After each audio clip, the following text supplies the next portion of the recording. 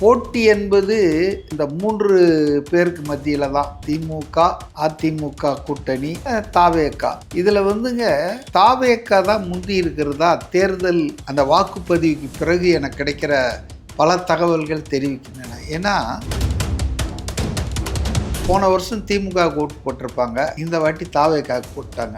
போன வாட்டி அதிமுக ஓட்டு போட்டிருப்பாங்க, இந்த வாட்டி தாவேகாவுக்கு போட்டிருக்காங்க. போன வாட்டி நாம் தமிழருக்கு ஓட்டு போட்டிருப்பாங்க, இந்த வாட்டி தாவேகாவுக்கு போட்டிருக்காங்க. போன முறை தேர்தல்களை ஓட்டு போடவே போல விருப்பில், ஆனால் இந்த முறை ஆர்வத்தோடு வந்து தாவேகாவுக்கு போட்டிருக்காங்க. அப்போ நீங்கள் எல்லா கோணங்கள்லையும் பார்த்தாலும் பல பேர் புள்ளி விவரங்கள்லாம் வச்சுக்கிட்டு மயிர் பழக்கம் வாதங்கள் பண்ணிகிட்டு இருக்காங்க. 85% வந்தது காரணம் இது இல்லை, அது இல்லை, இது எஸ்ஐஆர் தான் இதெல்லாம் மாற்றிச்சு. அதாவது ஒரு உண்மையை நம்ம வந்து எவ்வளோதான் ஆழத்தில் போய் மூடி வச்சாலும் அது வெளியே வரும். மக்களுக்கு நீண்ட காலமாகவே ஒரு மாற்றத்துக்கான ஏக்கம் இருந்திருக்குது. ஆனால் விஜய் அரசியலில் வந்ததுக்கப்புறம் அவர் அந்த ஏக்கத்துக்கு ஒரு வடிகாலாக வந்திருக்கிறாரு. அதனால் அவர் ஆட்சிக்கு வரணும், அவர் முதல்வர் ஆகணும்னு சொல்லிட்டு வரிஞ்சு கட்டிக்கிட்டு வேலை செஞ்சுருக்காங்க. இது ஏதோ இளைஞர்கள் 40 வயசு கீழே, குறிப்பாக இளம் பெண்கள், நண்பா நண்பீஸ் இதெல்லாம் கிடையாதுங்க. ஒட்டுமொத்தமாக தமிழ்நாட்டில் இருக்கக்கூடிய வயசு வித்தியாசம் இல்லாமல், ஜாதி வித்தியாசம் இல்லாமல், பாலினம் வித்தியாசம் இல்லாமல் இந்த ஆட்சி தொலைய வேண்டும், இந்த அரசு ஒழிய வேண்டும் அப்படின்ற மனநிலையில் உள்ள அத்தனை பேரும் தாவேக்காவுக்கு ஓட்டு போட்டிருக்காங்க. எடப்பாடி அது ஒரு வில்லேஜ் கான்ஸ்டுவன்சி தானே, அங்கே 90% வந்திருக்கு. இங்கே சென்னையில் ஆர்கே நகரில் 90% வந்திருக்கு. சொல்லப்போனால் ஆர்கே நகரில் போன தேர்தலை விட 3000 வாக்குகள் கம்மியாக வந்திருக்குதுன்னாங்க பதிவாயிருக்கு. ஆனாலும் பர்சன்டேஜ் வைஸ் பார்த்தீங்கன்னா 10% மேலே இன்க்ரீஸ் ஆகிருக்கு. தமிழ்நாட்டிலையுமே இந்த வருஷம் பர்சன்டேஜ் அதிகமாக இருக்குது, வாக்குப்பதிவு கம்மியாக குறைக்க, மொத்த வாக்குகளும் கம்மியாக இருக்குங்களா, அதையே மறந்துடுறீங்க. See, when you talk about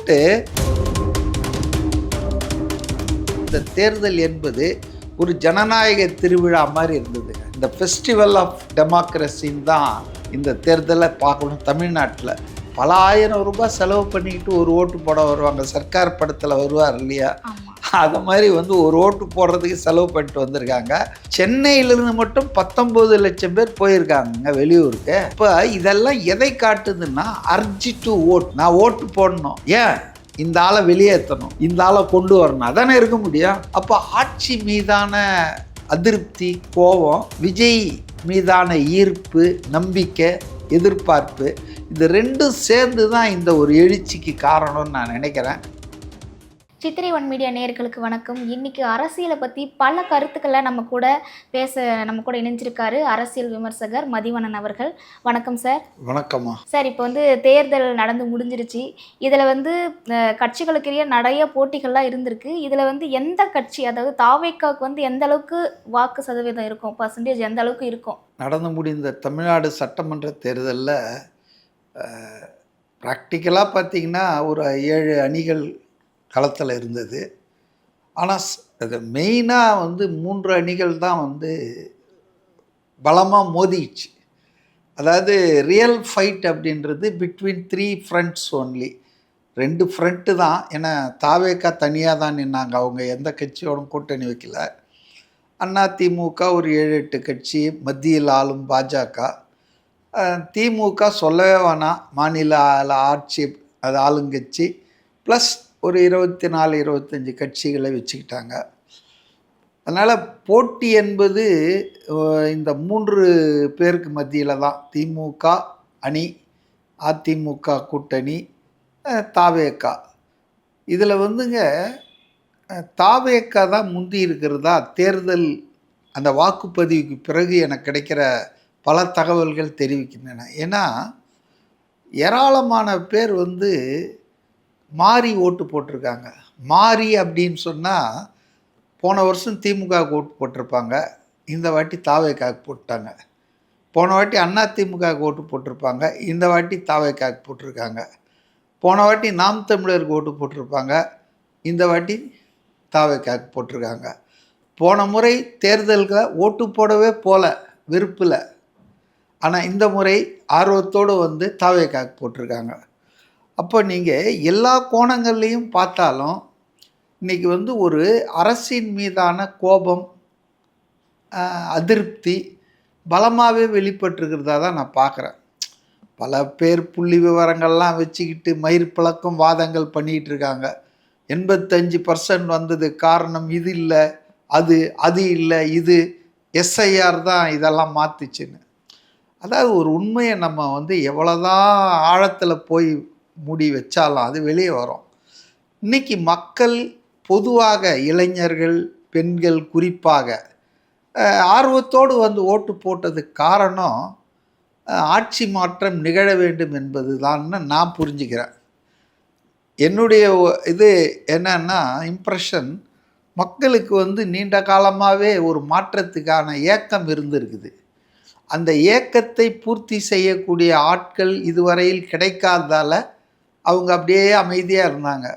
ஆனால் விஜய் அரசியலில் வந்ததுக்கப்புறம் அவர் அந்த ஏக்கத்துக்கு ஒரு ஒரு வடிகாலாக வந்திருக்கிறார். அதனால் அவர் வந்து ஆட்சிக்கு வரணும், அவர் முதல்வர் ஆகணும்னு சொல்லிட்டு வரிஞ்சு கட்டிக்கிட்டு வேலை செஞ்சுருக்காங்க. இது ஏதோ வந்து இளைஞர்கள் 40 வயசு கீழே, குறிப்பாக இளம் பெண்கள், நண்பா நண்பீஸ் இதெல்லாம் கிடையாதுங்க.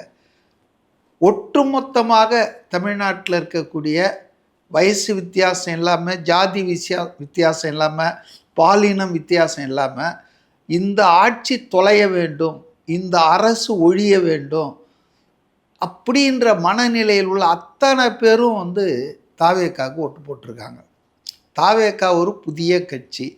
அது இதுவரையில் வந்து தேர்தலை சந்தித்ததில்லை. அரசியல்லே அது 2024 பிப்ரவரியில் தானே அது அறிவிக்கப்பட்டது. இந்த கட்சிகள்லாம் வந்து பல தேர்தலை சந்தித்தவர்கள். ஒரு கட்சி 75 வருஷம் ஆலமரம், இன்னொரு கட்சி 50 வருஷம் பார்த்தவங்க, எல்லாம் ஏறத்தாழ 25 வருஷம் ஆட்சி பண்ணியிருக்காங்க தனித்தனியாக. ஸோ அதனால் வந்து மக்களுக்கு வந்து இவங்க 2 பேரை பற்றி நல்லா தெரியும். இவங்க என்ன செய்வாங்க, என்ன செய்ய மாட்டாங்க அப்படின்றது நல்லா தெரியும். புதுசாக இன்னொருத்தர் வந்து சொல்லணும்னு அவசியமே இல்லை. அதனால தான் திமுக ஒரு தீய சக்தி அப்படின்னு சொன்ன உடனே எம்ஜிஆரும் சொன்னார், ஜெயலலிதாவும் சொன்னாங்க. ஆனால் எடப்பாடி அதை சொல்ல மறந்துட்டார். ஆனால் இன்றைக்கி பார்த்தீங்கன்னா விஜய் அதை சொன்னோன்னா ஒரு விதமான ஈர்ப்பு எல்லாருக்குமே வருது. திமுக வந்து ஒரு தீய சக்தி தாங்க. என்னை பொறுத்தவரையில் தமிழ்நாட்டில் நடக்கிற அத்தனை அராஜகங்கள், அட்டூழியங்கள், ஊழல்கள், முறைகேடுகள், வன்முறைகள், குற்றங்கள் எல்லாத்துக்கும் காரணமாக ஒரு வகையில் இருக்கிறது வந்து திமுக கட்சி நிர்வாகிகள் தான். அது இல்லாமல் இந்த குடும்ப அரசியல், என்னைக்கு வந்து கருணாநிதி 1969 அண்ணா மறைவுக்கு பிறகு முதல்வரானார், திமுக கட்சியின் தலைவரானாரோ அப்போவே அந்த கட்சி தடம் புரண்டுச்சுங்க. நல்ல நோக்கங்களுக்காக, உயரிய கொள்கைகளுக்காக அண்ணாவால் துவக்கப்பட்ட அந்த திமுக கழகம் கருணாநிதி கைப்பிடியில் சிக்கி அந்த குடும்பத்தினுடைய ஒரு கட்சியாக மாறி குடும்ப அரசியல் வந்துடுச்சுங்க. அவருக்கு அப்புறம் அவர் பையன், அவர் பையனுக்கு அப்புறம் பேரன், இப்படி போயிட்டுருக்கு. இது வந்து ஜனநாயகத்துக்கு நல்லது இல்லைங்க. அதனால் வந்து மக்களுக்கு நீண்ட காலமாக இருந்தது, ஏதோ இப்போ தான் வந்துடுச்சு அப்படின்னு இல்லைங்க. நீண்ட காலமாக இருந்த, அழுத்தப்பட்டு இருந்த அந்த உணர்வு இந்த தேர்தலில் பீரிட்டு எழுந்திருக்குது. அதுதான் இவ்வளோ பெரிய வாக்கு சதவீதம் அதிகமானதுக்கு ஒரு காரணம். நான் அதுவே காரணம்னு சொல்ல. அதாவது சார் என்பது என்ன? போலி வாக்காளர்கள், இறந்து போனவர்கள், இடம்பெயர்ந்தவர்கள் பெயரெல்லாம் எடுத்துடணும். அப்படி தான் வந்து ஏறத்தாழ 90 லட்சம் பேரை ரிமூவ் பண்ணியிருக்காங்க. போன முறை வந்து 6 கோடிக்கு மேலே இருந்தது. இந்த முறை 5,73 லட்சம் பேர் தானே. அதில் 4,87 தான் போட்டிருக்காங்க. போன வாட்டி அதிகமாக போட்டாங்க. அப்போ பர்சன்டேஜ் வைஸ் தான் நம்ம பார்க்கணும். என்ன ஃபிகர்ஸ் ஆக்சுவல் பார்த்தோம்னு சொன்னால் அப்போ இருந்தது ரொம்ப. அதனால் வந்துங்க இன்றைக்கி 85% சென்னையில் வந்திருக்கு. அதே 85 தான் தமிழ்நாட்டிலையும் வந்திருக்கு. ரெஸ்ட் ஆஃப் தமிழ்நாடு வழக்கமாக இப்படி இருக்காது. போன முறை 73% தமிழ்நாட்டில் இருந்ததுன்னா சென்னையில் 60 62 தான் இருக்கும். ஒரு 10 கம்மியாக இருக்கும். ஏன்னா இந்த அர்பன் மென்டாலிட்டி நகர்ப்புறங்களில் வந்து இந்த தேர்தல், இந்த வாக்கு போடுறது இதெல்லாம் அவங்க பெருசாக எடுத்துக்கிறது இல்லை. ஏன்னா அவங்களே ஒரு எந்திரத்தனமாக ஓடிட்டு இருப்பாங்க சுற்றி சுற்றி. அவங்களுக்கு இதெல்லாம் வந்து பெரிய இது இருக்காது. ஆனால் இந்த முறை பார்த்திங்கன்னா எடப்பாடி அது ஒரு வில்லேஜ் கான்ஸ்டுவன்சி தானே, அங்கே 90% வந்திருக்கு. இங்கே சென்னையில் ஆர்கே நகரில் 90% வந்திருக்கு. சொல்லப்போனால் ஆர்கே நகரில் போன தேர்தலை விட 3000 வாக்குகள் கம்மியாக வந்திருக்குதுன்னாங்க பதிவாயிருக்கு. ஆனாலும் பர்சன்டேஜ் வைஸ் பார்த்தீங்கன்னா 10% மேலே இன்க்ரீஸ் ஆயிருக்கு. தமிழ்நாட்டிலையுமே இந்த வருஷம் வந்து பர்சன்டேஜ் வந்து அதிகமாக இருக்குது, வாக்குப்பதிவு வந்து கம்மியாக குறைக்க, மொத்த வாக்குகளும் கம்மியாக இருக்குங்களா, அதையே மறந்துடுறீங்க. See when you talk about number of voters நீங்கள் ரெண்டையும் பார்க்கணும்ல. போன வாட்டி இருந்த அந்த மொத்த வாக்காளர்கள் இந்த வாட்டி இல்லை. அப்போ ஆட்டோமேட்டிக்கலி வாக்கு பண்ணவங்களும் வந்து குறையும். அப்படி கூட பார்த்தீங்கன்னா ஆக்சுவலாக எனக்கு கிடைச்ச தகவல் என்னன்னா 28 லட்சம் புதுசாக ஓட்டு போட்டிருக்காங்க. எல்லாமே ஃபாரின்ல இருந்து ஓட்டு போறதுக்காகவே தனியாவே வந்திருக்காங்க. அதுக்காகவே வந்ததா? தனியாலாம் வரல, பிளெயின்ல எல்லாம் கூட்டத்தோட கூட்டமாக தான் வந்திருக்காங்க. ஏங்க நீங்க அதுக்கு சொல்றீங்க ஃபாரின்ல இருந்து வந்தது ஒரு அவங்க. அதான் நான் சொல்றேன்னா இந்த தேர்தல் என்பது ஒரு ஜனநாயக திருவிழா மாதிரி இருந்ததுங்க. இந்த ஃபெஸ்டிவல் ஆஃப் டெமோக்ரஸின்னு தான் இந்த தேர்தலை பார்க்கணும். தமிழ்நாட்டில் எல்லா மாநிலத்திலுமே இப்போ பாண்டிச்சேரி, வெஸ்ட் பெங்கால் எல்லாத்துலேயுமே மக்களுக்கு ஒரு விழிப்புணர்வு வந்துடுச்சுங்க. This is my right, I have to elect my own government அப்படின்னு ஓட்டு போடாமல் இருக்கக்கூடாதுன்றது. அதுக்கு அரசாங்க பிரச்சாரம், தேர்தல் ஆணையத்தினுடைய பிரச்சாரம், மக்களிடையே ஏற்பட்டிருக்கிற விழிப்புணர்வு இதெல்லாம் கூட மொத்தமாக கலெக்டிவாக காரணமாக இருக்கலாம். ஆனால் தமிழ்நாட்டில் வந்து நீங்கள் சொன்னீங்கல்ல வெளிநாட்டிலேருந்தெல்லாம் வந்தாங்கன்னு, பல ஆயிரம் ரூபாய் செலவு பண்ணிக்கிட்டு ஒரு ஓட்டு போட வருவாங்க. சர்க்கார் படத்தில் வருவார் இல்லையா, அதை மாதிரி வந்து ஒரு ஓட்டு போடுறதுக்கு செலவு பண்ணிட்டு வந்திருக்காங்க. சென்னையிலிருந்து மட்டும் 19 லட்சம் பேர் போயிருக்காங்கங்க வெளியூருக்கு. அப்போ இதெல்லாம் எதை காட்டுதுன்னா அர்ஜி டு ஓட். நான் ஓட்டு போடணும், ஏன் இந்த ஆளை வெளியேற்றணும், இந்த ஆளை கொண்டு வரணும், அதானே இருக்க முடியும். அப்போ ஆட்சி மீதான அதிருப்தி, கோபம், விஜய் மீதான ஈர்ப்பு, நம்பிக்கை, எதிர்பார்ப்பு, இது ரெண்டும் சேர்ந்து தான் இந்த ஒரு எழுச்சிக்கு காரணம்னு நான் நினைக்கிறேன். வெறும் எஸ்ஐஆர் மட்டும் இல்லை, சில இடங்களில் பணம்லாம் வேலை செஞ்சுருக்குங்க. 5000 4000ன்னு அநேகமாக தமிழ்நாட்டில் எல்லா தொகுதியிலும் திமுக அதிமுக பணம் கொடுத்துருக்காங்க. அதனால் இது ஒரு இன்டூஸ்மெண்ட்டு தானே. சும்மா உட்காந்துட்டு இருக்கிறதுக்கு 10 ரூபா கிடைக்குது, நான் போய் ஓட்டு போட்டு வந்தால் நமக்கு கிடைக்குதுன்னு அது ஒரு இன்டியூஸ்மெண்ட் ஆகிருக்கு. ஆனால் என்னன்னா முன்னாலெல்லாம் வந்து பணம் வாங்கினாங்கன்னா நம்ம ஆட்கள் ரொம்ப விசுவாசமாக நம்பிக்கையாக வெங்கடாஜலபதி பேரில் சத்தியம் வாங்கிடுவாங்க, இல்லை ஏதாவது ஒரு கடவுள் பேரில் சத்தியம் வாங்கிடுவாங்க. ஐயோ பணம் வாங்கிட்டேன்பா, கை நீட்டி காசு வாங்கிட்டேன்பா, அதனால் நம்ம இவங்களுக்கு தான்ப்பா போடணுன்னுவாங்க. ஆனால் இப்போ என்னென்னா மக்கள் விழிப்படைஞ்சதால் இவன் காசையாக கொடுத்தான், இவன் என்ன பாக்கெட்டில் இருந்தால் எடுத்துகிட்டு வந்தான், நம்மக்கிட்ட அடித்த கொள்ளை லட்சம் கோடி சேர்த்து வச்சுருக்கானுங்க 2 கட்சியும். அதில் ஏதோ ஒரு ஃப்ராக்ஷன் நம்ம கொடுக்குறான், வந்தது வரைக்கும் லாபம் வாங்கி போடு. ஆனால் ஓட்டு நமக்கு எது சரின்னு படுதோ அதுதான் போடணும். பணம் கொடுத்தால் ஓட்டை வாங்கிடலான்ற நினப்பில் இந்த 2 கட்சிகள் இருந்தாங்க இல்லையா, அவங்களுக்கு தான் இந்த தேர்தல் முடிவுகள் பேரிடியாக வரப்போகுது பாருங்க நீங்கள். சரி, அதுக்கப்புறம் இப்போ வந்து திமுக, அதிமுக, தாவேக்கா வந்து எந்த அளவுக்கு அந்த 2 கட்சியிலிருந்து வாக்குகளை வந்து பிரிக்குது? இதில் திமுகவுடைய வாக்கை பிரிக்குதா இல்லை அதிமுகவுடைய வாக்கை பிரிக்குதா அதிகமாக? அதாவது தாவேக்கா என்ற ஒரு புதிய அரசியல் கட்சி வந்த உடனேமேங்க அது வந்து எல்லா கட்சியில் இருக்கிற மக்களையும் ஈர்த்துதுங்க, கட்சி சார்பில்லாதவங்களையும் ஈர்த்துதுங்க. அதனால் வந்து நம்ம கரெக்டாக இவ்வளோ பர்சன்டேஜ் ஓட்டை இங்கேருந்து எடுக்கும், இவ்வளோ பர்சன்டேஜ் ஓட்டை அங்கேருந்து எடுப்பார் அப்படின்லாம் நம்ம சொல்ல முடியாதுங்க. ஆனால் மிகப்பெரிய சேதாரத்தை எல்லா அரசியல் கட்சிகளுக்கும் விஜய் உருவாக்குவார். அது ஒரு கட்சிக்கு 15% ஓட்டு எடுக்கிறாருன்னா இன்னொரு கட்சிக்கு 10% எடுக்கலாம். இது எந்த கட்சிக்கு எவ்வளோ பர்சன்ட் எடுக்கிறாருன்னு நம்மளால் கணிச்சு கூற முடியாது. ஒன்லி ஆஃப்டர் அந்த கவுண்டிங்லாம் முடிஞ்ச அந்த டீட்டெயில்ஸ்லாம் வந்த பிறகு தான் சொல்ல முடியும். ஆனால் திமுகவுக்கும் அதிமுகவுக்கும் விசிகாவுக்கும் அப்புறம் வந்து நாம் தமிழருக்கும் காங்கிரஸுக்கும் மிகப்பெரிய சேதாரம் இருக்கும்னு தான் நான் நினைக்கிறேன். இந்த 4-5 கட்சிகளுக்கு எவ்வளோ தான் வித்தியாசம், அதாவது எவ்வளோ சேதாரன்றதை இப்போ சொல்ல முடியாது. ஆனால் பெரிய அளவுக்கு சேதாரம். இப்போ உதாரணத்துக்கு நாம் தமிழர் கட்சி போன முறை 6% 7% வாங்கினாங்க. 8%ன்றது அது நாடாளுமன்ற தேர்தலுக்கு வாங்கினது. சட்டமன்ற தேர்தலில் தான் நம்ம ஒப்பிடணும். 2021 அவங்க 6% சம்திங் வாங்கினாங்க. அநேகமாக ஒர்ஸ்ட் கேஸ் நான் என்ன நினைக்கிறேன்னா, அவங்க வந்து 1/3 தான் ரீட்டைன் பண்ணுவாங்க, 2/3 எடுத்துருவார். அதாவது 4% அங்கேருந்து எடுத்துருவார். 2% கம்மியாக தான் சீமான் இந்த முறை இருக்க முடியும்னா நான் நினைக்கிறேன்.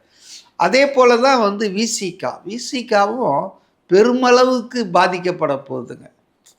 ஏன்னா தலித் மக்களின் கோபம் இந்த அரசு மேலே ரொம்ப அதிகமாக இருக்குது. காரணம் என்னென்னா, தலித் மக்களுக்கு எதிரான குற்றங்கள் ரொம்ப ஜாஸ்தி. வேங்கை வயல் பிரச்சனையை நீங்கள் பார்த்தீங்கன்னா, அதில் யார் குற்றம் சொன்னாங்களோ, யார் பாதிக்கப்பட்டாங்களோ அவங்களையே குற்றவாளியாக்கி கேஸ் போட்டாங்க. திருமாவளவனோ மற்றவர்களோ தலித் மக்களுக்காகத்தான் நாங்கள் இருக்கிறோன்னு சொன்னவங்கெல்லாம் ஆளுங்கட்சிக்கு பின்னால் போய் அடக்கம் ஒடுக்கமாக இருந்தாங்களே ஒழிய பாதிக்கப்பட்ட தலித் அதனால தான் அந்த வில்லேஜ் இந்த வேங்கை வயலில் ஓட்டே போடல. அதே போல் நாங்குநேரி ஒரு 1000 பேர் ஓட்டே போடல. உயிருக்கும் உடைமைக்கும் பாதுகாப்பு இல்லை தலித் மக்களுக்கு அப்படின்னு. அதனால் தலித் மக்கள் வந்து ரொம்ப கோபத்தில் இருக்காங்க டிஎம்கே கவர்மெண்ட் மேலே. அதை விட கோபம் என்னென்னா, தங்களை காப்பாற்றுவார் பாதுகாப்பார்னு அவங்க அதுவரையில் நினச்சிட்டு இருந்த திருமாவளவன் திமுகவுக்கு முட்டு கொடுக்கறதுக்கே அவருக்கு நேரம் இல்லாமல் போனதால் அவர் மேலே அதை விட அதிக கோபம். அதனால் விசிகா தான் கடுமையாக பாதிக்கப்பட போகுது. நாம் தமிழர் நாம் சொன்ன மாதிரி அவங்க வந்து திமுக ஆளுங்கட்சியை எதிர்த்ததை விட அங்கே இருக்க சேட்டை துரைமுருகன் இருக்கார் இல்லையா, அவர் சேட்டை வந்து காசை வாங்கிட்டு அவர் இன்னை வரைக்கும் கூட வாக்குப்பதிவு முடிஞ்ச பிறகும் கூட தாவேக்காவே விஜயன் தான் தாறுமாறாக பேசிகிட்டு இருக்கார். அதை ஜனங்க வந்து ரசிக்கலைங்க. ஏன்னா ஒரு ஆளுங்கட்சியையோ ஆண்ட கட்சியோ நீங்கள் விமர்சனம் வச்சா தே கேன் அண்டர்ஸ்டாண்ட். ஆட்சிக்கே வராமல் தேர்தலே போட்டியிடாத ஒரு புதிய கட்சியை வச்சு நீங்கள் விமர்சனம் பண்ணிகிட்டே இருந்தீங்கன்னா 24/7 அப்போ உங்களுக்கு வேறு ஏதோ அஜெண்டா இருக்குது. சாதாரணமாக வந்துங்க யாரை நீங்கள் விமர்சனம் பண்ணுவீங்க ஆட்சியில்? அதில் விஜய் ரொம்ப தெளிவாக இருக்கார். விஜய் வந்து ரொம்ப நாள் கேட்டாங்க, ஏன் நீங்கள் அதிமுக விமர்சனம் பண்ண மாட்டேன்றீங்க, ஏன் இவங்களை விமர்சனம்? அவர் வந்து தெளிவாக சொன்னார், மத்தியில் ஆளும் பாஜக, மாநிலத்தில் ஆளும் திமுக, இந்த 2 ஆளுங்கட்சியை எதிர்த்து நான் பேசுகிறேன்னு சொன்னார். அதான் நியாயங்க. ஒரு எதிர்கட்சினா ஆட்சியில் இருக்கிறவங்கள தான் கொஸ்டின் பண்ணோம். சக எதிர்கட்சி முன்னால் இருந்தவங்களெல்லாம் தேவையில்லை. இன்னைய கிவன் சிச்சுவேஷன் ஆளுங்கட்சிக்கு தான் நாங்கள் பொறுப்பு இருக்குது, ரெஸ்பான்சிபிலிட்டி இருக்குது. அப்போ அது தவறுகளை நம்ம சுட்டி காட்டி மக்கள் மத்தியில் கொண்டு போகிறது தான் ஒரு எதிர்கட்சியின் வேலை. ஆனால் தமிழ்நாட்டில் நீங்கள் பார்த்தீங்கன்னா ஆளுங்கட்சிக்கு லாலி பாடுறது தான் இப்போ எல்லா கூட்டணி கட்சிகளும் பண்ணுறாங்க.